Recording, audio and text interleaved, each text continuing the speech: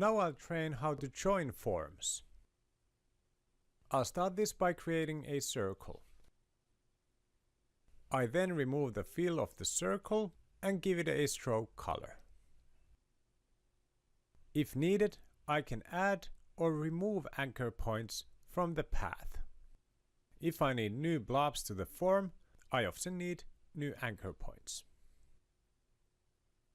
Adding anchor points can be done with a plus pen. It's in the same pile with a normal pen. With a plus pen, I click on the path to create a new anchor point. It's now editable with a white arrow.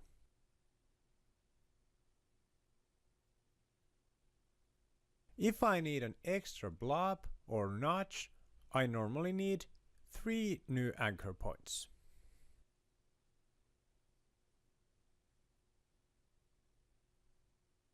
If I move the centermost of the 3 new anchor points, the ones on the side lock the other form.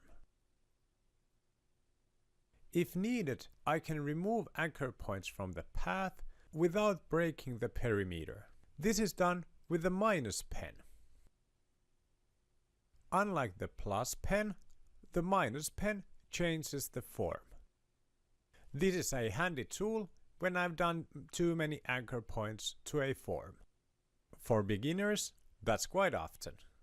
I undo to the point when I have the basic circle. I press Ctrl and click on Z until I'm there. In the first part of the course, I always want the path to create complete forms, to have an unbroken perimeter. But sometimes I can break the path for a moment. This is done by selecting a part from the object. I first deselect by clicking on the empty space and then select this path. Now I break the object by pressing on Delete. The path is broken and I have 3/4 of a circle. It's important to acknowledge if you have an open or closed object. If I only have the fill color, the form might look complete even though it wouldn't be. I undo to the point I have a full circle. Now I'll select the topmost of the anchor points and press Delete. Now I only have half a circle. If I have open path ends, I need to connect them. You can do this, for example, with a pen tool. If I go to an open end, I can just continue drawing the form. Returning the path to the other open end makes the perimeter perfect and I have a form. A fast half circle is done by creating a circle, removing one of the anchor points, and reconnecting the open ends with the pen tool. I can also weld 2 forms together. I create 2 circles. I break both of these to become halved. I now want to connect these from the bottom. For this, I'll move the forms so that the bottom anchor points are precisely on top of each other. This can be done by moving with a black arrow.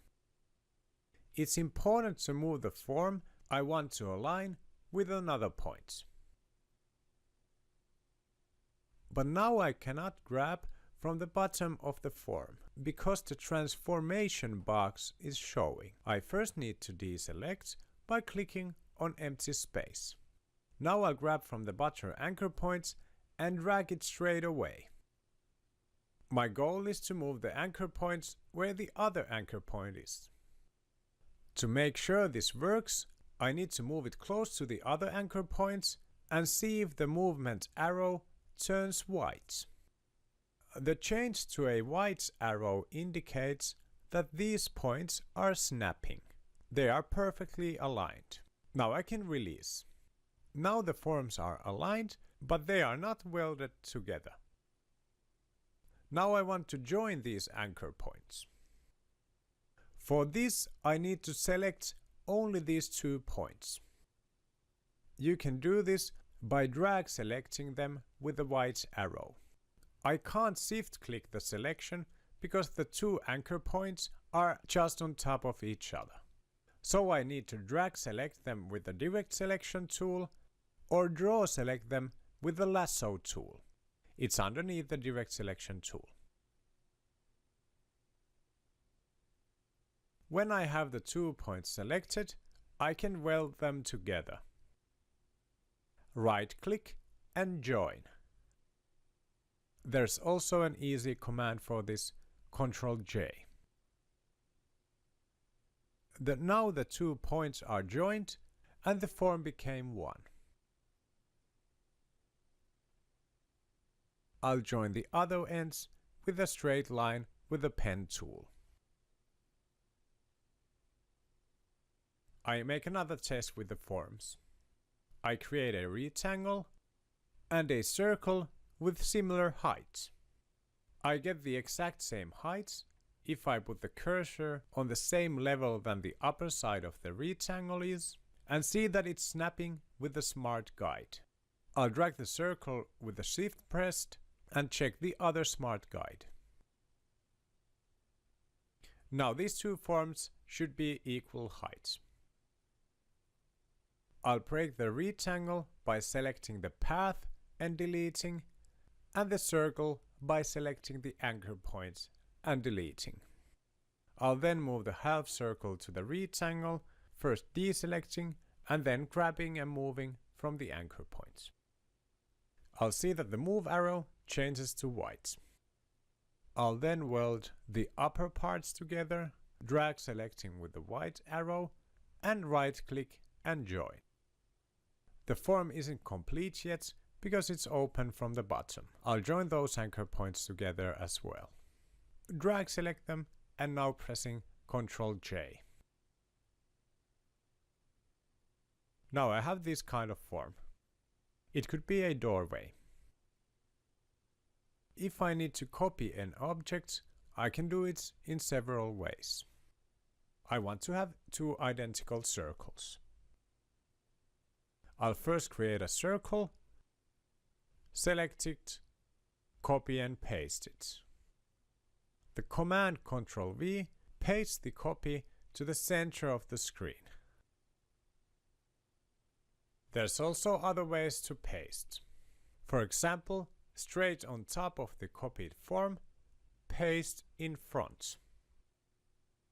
Now there's 2 forms at the exact same points. It's handy to copy by Alt dragging.